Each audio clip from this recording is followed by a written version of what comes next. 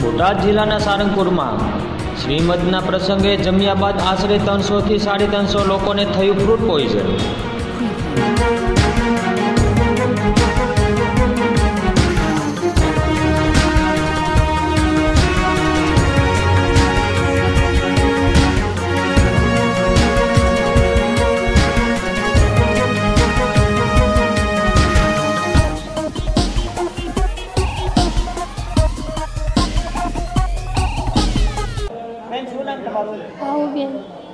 શું થયું છે તમને?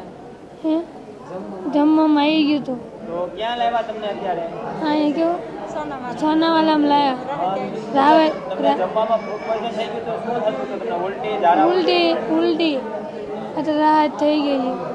ફૂડ પોઈઝન થતાં સારવાર માટે બોટાદની સોનાવાલા હોસ્પિટલ, અંકુર હોસ્પિટલ અને વડોદરા હોસ્પિટલમાં ખસેડ્યા અને તાત્કાલિક તાલુકા આરોગ્ય તેમજ જિલ્લા આરોગ્ય તંત્ર એલર્ટ થતાં સારંગપુર મંદિરમાં જ ડૉક્ટરો અને દવાઓની વ્યવસ્થા કરવામાં આવી.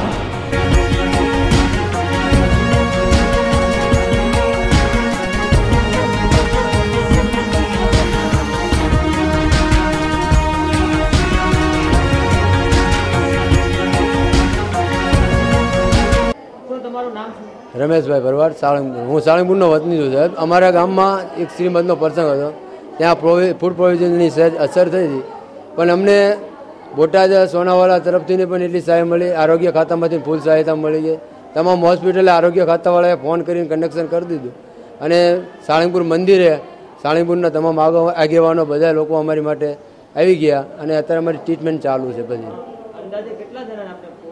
ઓછામાં ઓછું 300-400 લોકોને આ ફૂડ પોઈઝનની અસર થઈ છે અને ત્યાંથી ખાંભળેથી સામા પક્ષથી આવ્યા હતા એ લોકોને પણ આની અસર છે.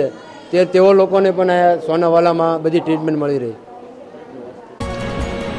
તમામ દર્દીઓ સારવાર હેઠળ, કોઈની હાલત ગંભીર નથી.